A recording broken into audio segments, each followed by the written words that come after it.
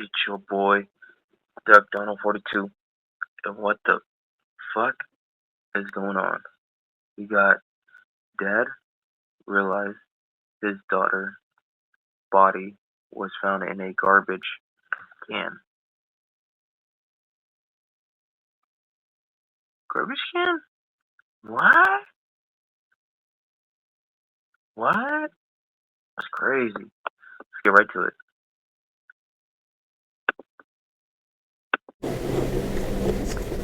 Whoa!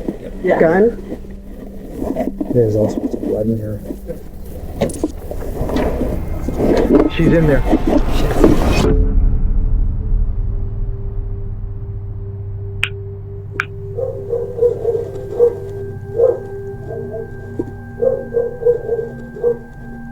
Is that home? What? She here?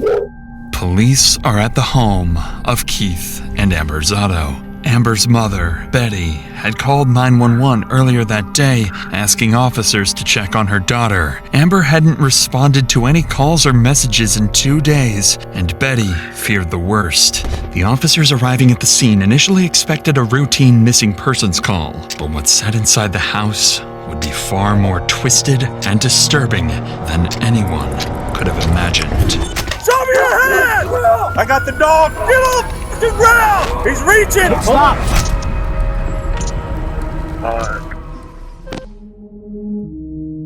When police first arrive at the Zotto home, they encounter something strange. Only Keith and Amber's children answer the door, claiming their parents are gone and they don't know when they'll be back. This alarms the officers, so they decide to call Betty, the person who originally dialed 911, hoping she can shed some light on the situation. But what Betty reveals to officers would quickly transform this simple welfare check into one of the town's most disturbing mysteries yet.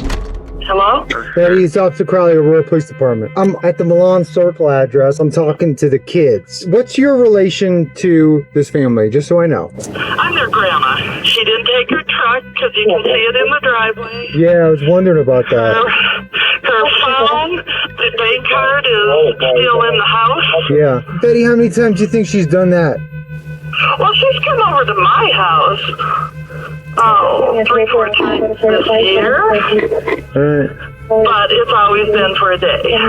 So what I'd like to do is start where we always start, and that's the last place she was seen. I don't want to ask these kids for permission to go in the house, so I may have to call your son-in-law, talk to him on the phone, and see if he'll give me permission to go inside. Betty would mention that she had been to the house earlier that day and noticed a few strange details. Amber's car was still in the driveway of the home, and her phone was left inside the house, as well as all of her credit cards and important documents. These minute details would prove to be much more important later on. Shortly after this call, Betty and her husband Ronald arrived at their daughter's home to meet with the police. It's here where Betty would reveal what she believed really happened to her daughter. Hey, I'm Officer Crowley. Thanks for coming out. So I called him, but I left him a message. He didn't pick the phone up. So I can't just go inside without a warrant. I either need a warrant or his permission to go inside the house. And that's not your residence, and I can't ask you for permission. Obviously, the kids are too young for me to ask for permission. So just want to do it the right way before anything else, if that makes sense. Yep. When's the last time that you saw your daughter? Saturday afternoon when I came to pick up the kids. They spent the night with me Saturday. Was there any problems at that point, or was it just pick the kids up? The kids are going to stay at her house for the weekend? Everything was fine. She said, I hope you feel better. We'll see you tomorrow. Okay. It's pretty nice. Had there been any drinking at that point? No, heck no. They drink in the evenings. Okay. Yeah. And then no sign that there had been any argument or anything like that? Okay. As you can see, I don't want you to think that I jumped to any conclusions, but I'm just trying to put like a kind of a piece of timeline and kind of behavior as well too.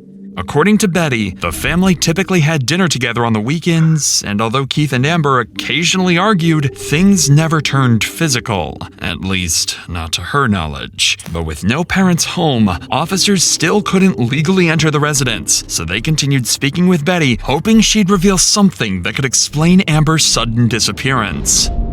Betty explained that Amber was highly active in the community, volunteering at her children's elementary school as the treasurer of the parent organization, and everyone around town knew her as a family-first mother, spending most of her time with her children. That's why Amber's disappearance was so puzzling. It simply wasn't like her to spontaneously leave her kids alone. But this confusion would only heighten when Betty showed officers something that made the case even more unsettling. A note suggesting Amber might have harmed herself. The note is what concerned Do you mind if I read that? I don't have a problem with it. Is this a copy of it, or is this? Yes, I made a copy. I don't know. This is the original. Okay. I didn't want to. Just for my report, I'm going to have to take the original for evidence for property at some point, okay? Okay. But I'm going to sit and read this in the meantime. The note Betty had discovered earlier read in part, I haven't been the best wife. I deserve everything and all the horrible thoughts you think of me. I have always had in my mind. Make sure my mom has to identify my body. Everyone would be better off without me. At first glance, the note appears as a tragic, heartfelt goodbye. Amber seemingly detailing years of self-doubt, despair, and emotional pain. But something about this note didn't align with what police knew about Amber. According to her mother, whenever Amber and Keith fought, Amber always stayed at her parents' house and had never just disappeared. Certainly not without contacting her family first. And although Betty clarified that her daughter had a history of self-harm ideation and emotional struggles, the note's tone sounded off, especially the disturbingly specific instructions for her own mother to identify her body, which seemed strangely cruel. To investigators, these unusual details hinted at the chilling possibility that the note wasn't exactly what it appeared. They began to suspect Amber might not have written these words freely. Something wasn't right. So based on these signs, officers decided to speak with Betty again, this time on the oddities found inside the note. Do you think it's something that, would he harm her in any way? Would you have any either information or inkling that that might happen? No, okay. If she had walked away, I mean, I'm just wondering where else or how far she could have gone. She has walked to our house. We're in 70. Yeah. When she's been drinking and I understand, of course. she's made it that I agree. far. That's why I'm so concerned. That's right. And that's why I searched Sunrise Park, because that's the closest park to here. And I don't know why in my head it's, you're not going to do it in your home. You might do it too, Yeah. Betty would also find the note strange, but doesn't think Keith would have anything to do with Amber's disappearance. At this point, nothing makes sense. So, without any further clues, officers decide to move to the next step in their investigation, searching the property. As we know, without the homeowner's permission, officers still can't go inside the house without a proper search warrant. Fortunately, by using the kids, they were able to get on the phone with Amber's husband, Keith, hoping to get the permission they needed. Dad?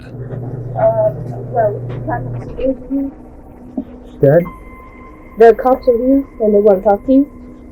Is this Keith? Yes, this is Keith. Keith, this is Officer Crowley with the Aurora Police. How are you? I'm alright, boss. How are you? I'd like to go over a couple series of events and then ask you for permission if I could go inside your house. And where we start searches is the last place she was seen, and that would be your house. But I don't have a warrant, and I'm asking you for permission to go inside your house too. Go ahead, man. Luckily, Keith seemed to have no problem letting officers search his home. While one officer continued his conversation with Keith, another would immediately begin searching the property, completely unaware they were both minutes away from uncovering the horrifying truth.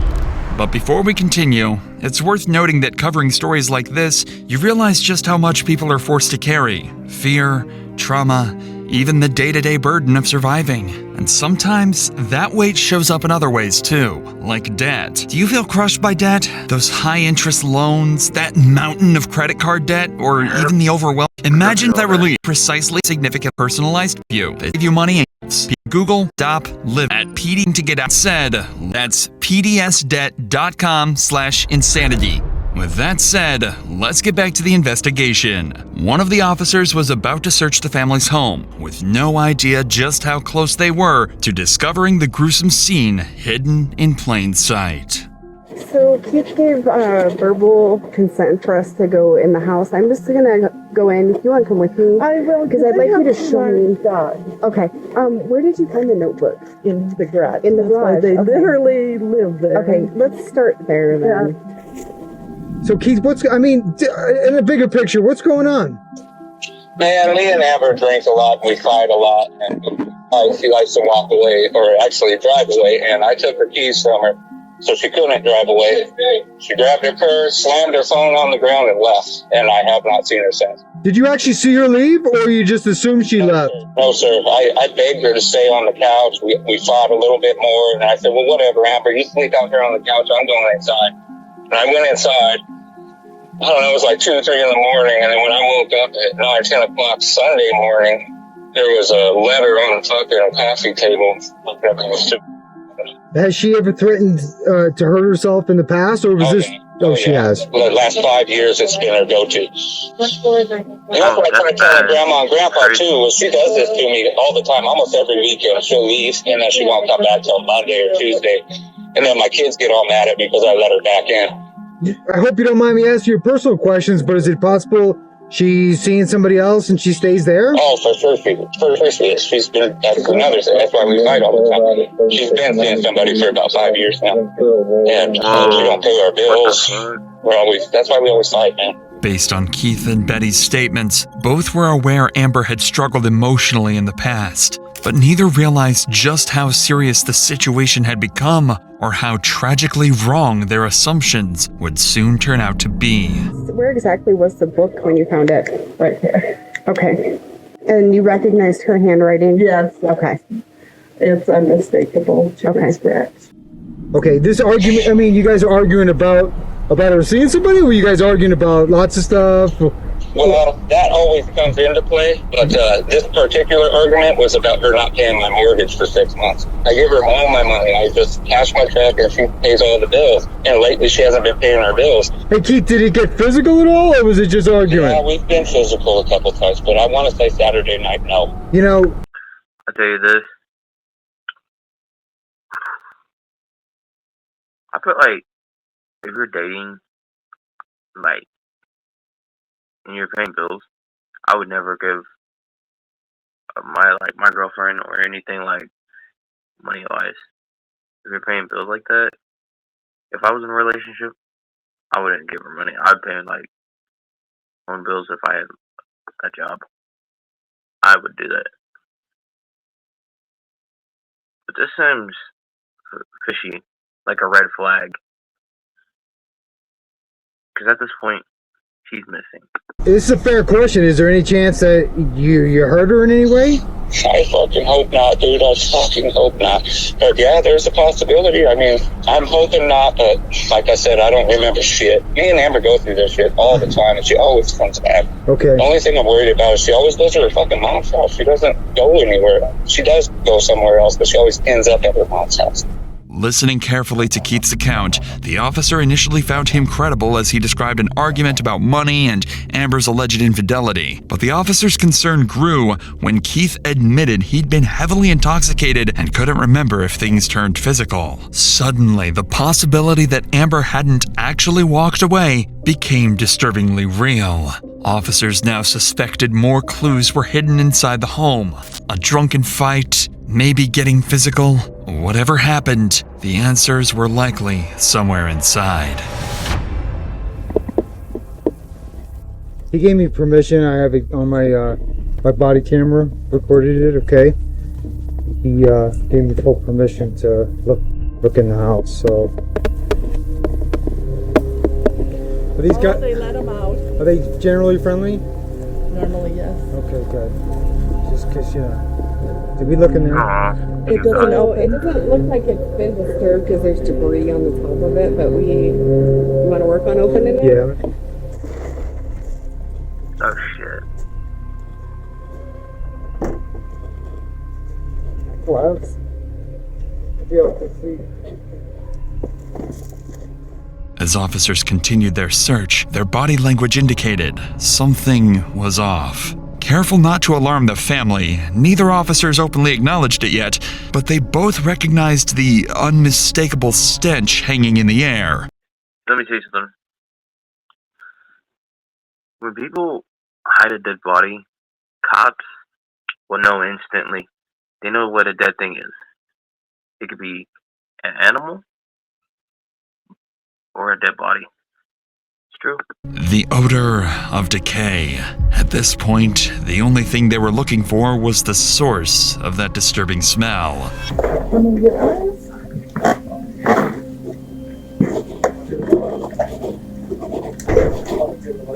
And I have a question.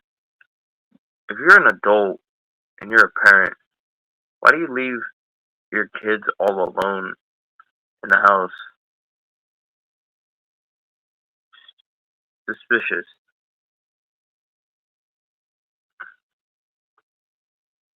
You're supposed to do that when you're like 14. Finished off hooked up, you're kind of like a flash. Kids look like they were 12 or something. It's right here.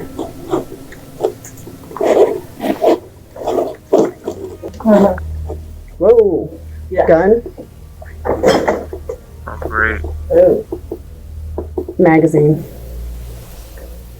Okay. Do we want to call someone? Yeah. One second. Okay. Yeah. Suspicious. Wow.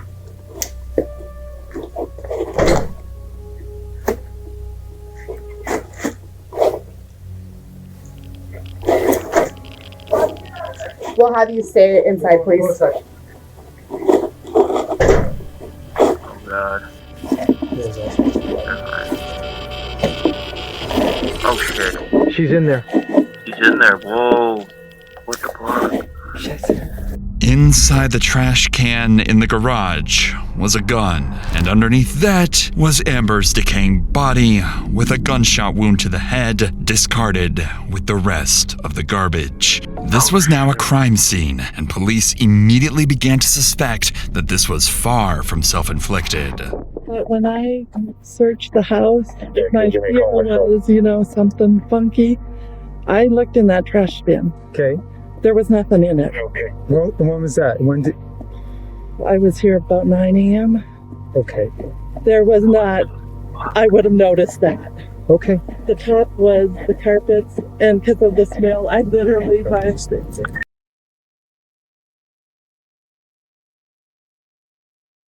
She's a red flag, too. He's seen the dead body. What the fuck? What the heck? But, whoa, she's a red flag too. I'm just going to many forensic files. It was not there. So somebody's been here. Okay. She's got to And go the to kids jail. are sleeping and they are unaware of being here. Okay. But, so somebody Okay. did that. Okay. Ready? Oh, hell no. Ron, can you get the kids and just go wait in your house? Strangely, although Betty had noticed the same foul odor of decay earlier, she didn't realize its implications, instead believing, or perhaps choosing to believe, that all this concern was simply because of the firearm police discovered in the trash can. Betty didn't know it yet, but her statement would soon cast serious suspicion on her, making detectives question whether she herself had played a role in Amber's death. For now, though, officers had to secure the area and move Amber's family away from the gruesome scene. I don't want the kids to see. I mean, this isn't nice. So if you lift here, I mean, obviously there's a gun there, but if you lift here, you can see her foot. She weighs about 160, 170 pounds. Right there, where your hand is. See?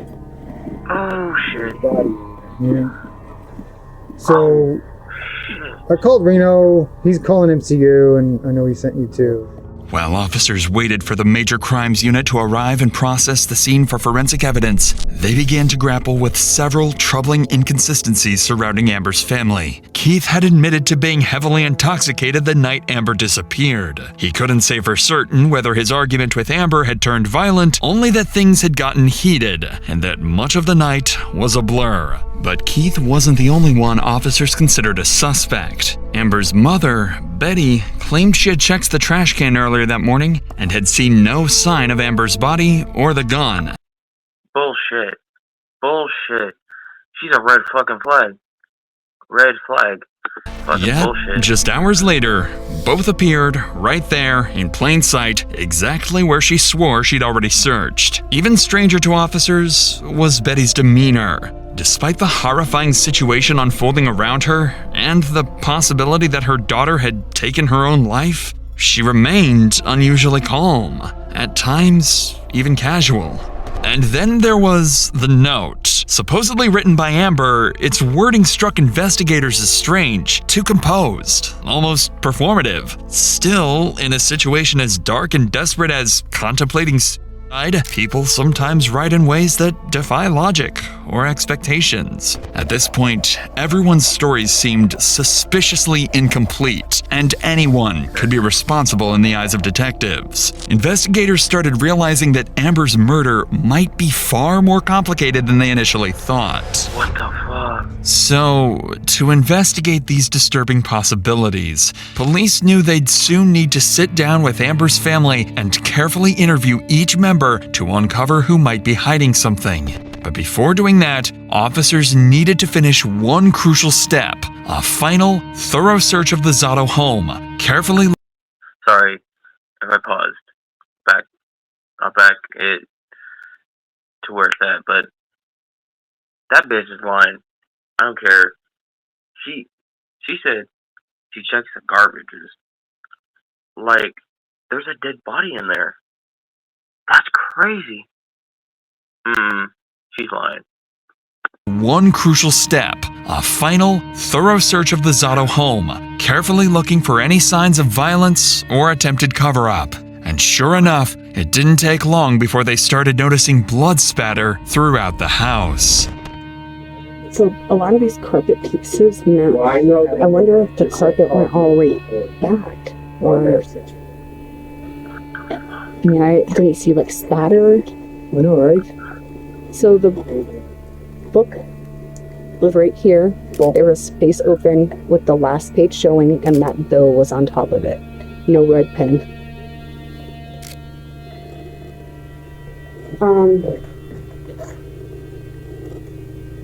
Got blood on the light switch.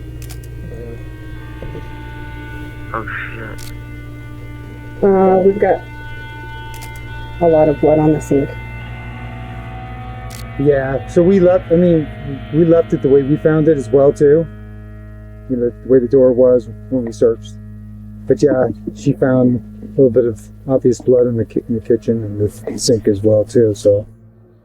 Within minutes, officers found clear evidence that something violent had occurred before Amber's body ended up in the trash can. Their first sign that foul play was likely involved. Additionally, the Major Crimes Unit documented critical forensic evidence, including the silver revolver found over Amber's concealed body, blood spatter around the trash can, and debris deliberately placed to hide her remains. I feel like this is set up for something. Like, are they trying to say she killed herself? This doesn't make sense. Someone's a murderer. Someone put the body in the garbage can. Like, and the grandmother? I think? Yeah. She's a fucking liar. Despite these findings pointing towards foul play, detectives still needed clarity on whether Amber's death was a premeditated act or the result of a heated argument that spiraled violently out of control. But they had two major issues preventing them from answering this crucial question. First, Keith was nowhere to be seen, and his phone had gone completely unreachable. Second, and most important, detectives had yet to determine exactly who was responsible, because at this point, several people remained under suspicion, including Amber's mother and even her own children. Police didn't know it yet, but in the coming hours, these questions would be fully answered, and the case would take a completely unexpected turn. So, to fill in these gaps, all of Amber's closest family members were transported to the police station for questioning. Detectives hoped they could uncover each member's potential motives, credibility, and who was hiding secrets, and finally reveal who might actually be responsible for Amber's murder. I don't want to falsely alarm you, but I also believe in being as honest as we can with loved ones. We may have found Amber. No. Yeah, but we're not completely sure yet, Ron. Just do it. Just do it. We're not pointing fingers or making accusations at this time, but is there any reason Keith would hurt her?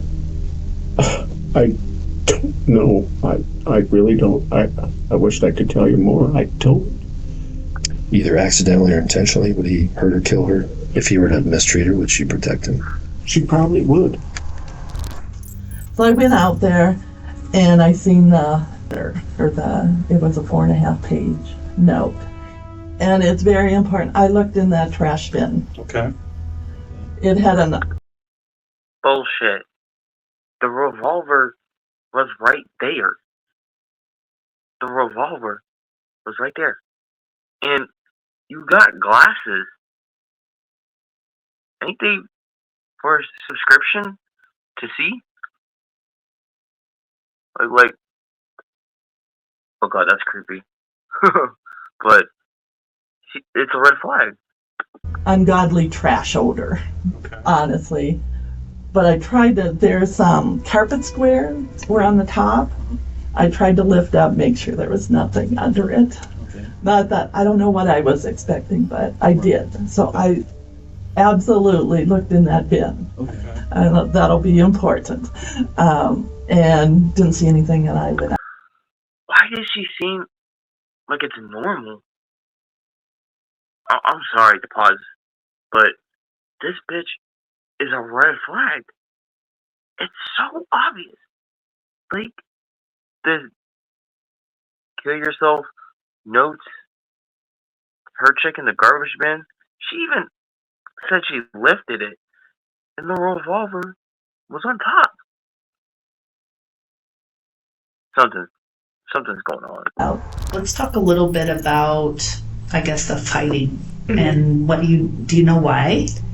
Yeah, I do know why. Okay. My mom cheats on my dad, and like she's not good at it, I guess. Okay. And like so he finds out, and then they just go at it because she like tries to lie about it. Okay. Like he has evidence of her doing it, and so like it's like yeah. Okay. And the last Saturday is in just a couple days ago? Yeah, last Friday was the last time I seen her. Okay. Did you talk to her at all on the phone or anything? No, she came over for dinner because my grandma was cooking dinner, and she came over and we had dinner, and then she left, and then yeah. And then you were there from Saturday. Friday all the way to Sunday. Okay. After speaking with Amber's family, investigators finally had some clarity. Betty remained adamant she'd checked that trash can that morning, insisting the gun and Amber's body weren't there, which made her case seem more suspicious. Meanwhile, Amber's father, Ronald, was shocked by his daughter's death and found it was hard to believe Keith was capable of harming her. As for Amber's children, Annabelle explained they'd both been staying at their grandparents' house during the weekend, clarifying why they didn't hear the gunshot that ended their mother's life. However, Annabelle's unusual calmness and detailed awareness of her parents' unstable marriage raised some concerns about exactly what else the children might know or could still be protecting. After concluding the interviews, investigators were preparing to search for Keith Zotto, the one critical piece still missing. But just before they could act, they received unexpected news from Keith's sister, Susan Russ. It turns out Keith had visited her just hours earlier, and what he confessed would finally expose the horrifying truth behind Amber's murder. Oh shit. I saw my brother park up there, and so I got the dogs out. And I didn't know the front door was open, and he just came in, and I seen it on his face, and he goes, "You know I don't hate you." That was the first thing out of his mouth. And I said, "I know, I love you. You're my best friend." Okay. And then I said, "It's Amber that's trying to keep us apart." Okay. And he just looked at me and started crying. And I said, "Oh my God, what'd you do?" Okay. And I asked him if Amber was okay. And then he looked at me and he said, "You know what? I don't remember anything. Okay. I just remember waking up and seeing her on the ground." Okay. I asked him what the hell happened to tell me what he did. Okay. He said they'd been drinking and fighting all night. Okay. It was over money, I guess. Keith opened some bills and found out that the house had been foreclosed on. Okay. And that Amber Then why did you not call 911? Why'd you put the body in the garbage bin? Bin, whatever the fuck it is. I'm just saying. That's a red flag. pulled out the gun and he hit my brother with it, and then Keith said he took it away, and it just happened like that. He said he blinked his eyes and that was it. He said I blinked my eyes too, and then I opened them and I seen her on the ground. Susan's testimony finally cleared up everything for investigators. Keith himself admitted he'd woken up from a blackout to find Amber dead and openly acknowledged a violent confrontation that spiraled completely out of control. It was now clearer than ever that Keith Zotto was at the heart of Amber's murder, and it was time to track him down. Just a couple of hours after detectives left Susan's house, Aurora police received a call they never expected. Keith Zotto had surfaced at his sister's house again, ready to surrender. By now, officers knew Keith had already killed once, and for all they knew, he was still armed and dangerous. So they came prepared. A SWAT team descended upon the location, ready to take Keith down if he made even the slightest wrong move. It's gotta be up one more. It's this one, right? 7-9? 7-9 is this one. All right, sorry. Ready? Watch out, Bubba. Okay. What about the grandmother? She said she checked the garbage can. Come on. She has to be involved. I swear to God. If the grandmother is not involved, I swear to God, that's crazy.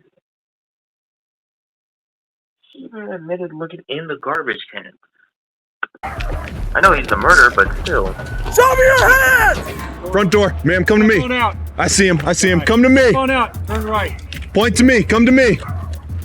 I got a guy out. Gotcha. Hands up. Everybody hands up, please. Very good. Walk to my voice. Go hands on. Stop. Just you. Just walk towards me, nice and easy. Okay? All right. We'll talk to you in a... No, we're not. We're not going to hurt him. Okay? Walk towards me. No.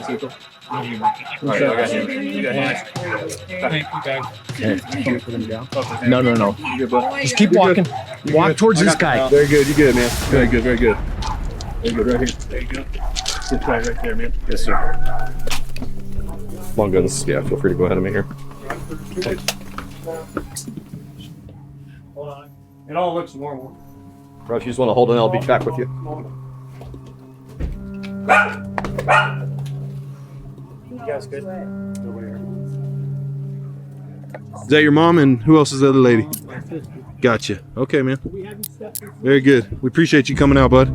We'll explain it all to you, okay? I already know. Okay, buddy. Okay. Okay, there you go. Remember, Finally, after hours of uncertainty, Keith Zotto surrendered to Aurora police without incident. He was immediately taken into custody and formally processed for the murder of his wife, Amber. Keith would go on to admit to killing Amber late Saturday night, claiming his gun accidentally went off during a drunken argument over money and infidelity. Though he insisted he couldn't remember placing her body in the trash or concealing the crime, Keith accepted responsibility for her death. Bro, right here, she is a victim. She has to be involved. She has to. However, Betty's earlier statement surrounding the infamous trash can remained unclear, and investigators were never able to determine why she didn't see the gun or Amber's body that morning. In May of 2021, Keith Zotto was found guilty of first-degree murder and sentenced to life imprisonment without the possibility of parole. When you murder someone, it's life in prison for this guy. But for attempted murder, it could be life for prison. But most murderers kill like 6 or 7 people, and they get only 20 years. What the fuck? What about the grandmother of the daughter? She didn't see the gun? In the body? This video was ridiculous. I'm so confused. How is the grandmother not arrested? What? She admitted that she didn't see nothing in that garbage can. And clearly, the revolver and the body was in there. You gotta be kidding me. That's crazy. This video is ridiculous. I think the grandmother should have went to probably life in prison too. Suspicious. But if you guys enjoyed the video, like and subscribe. We out. Peace.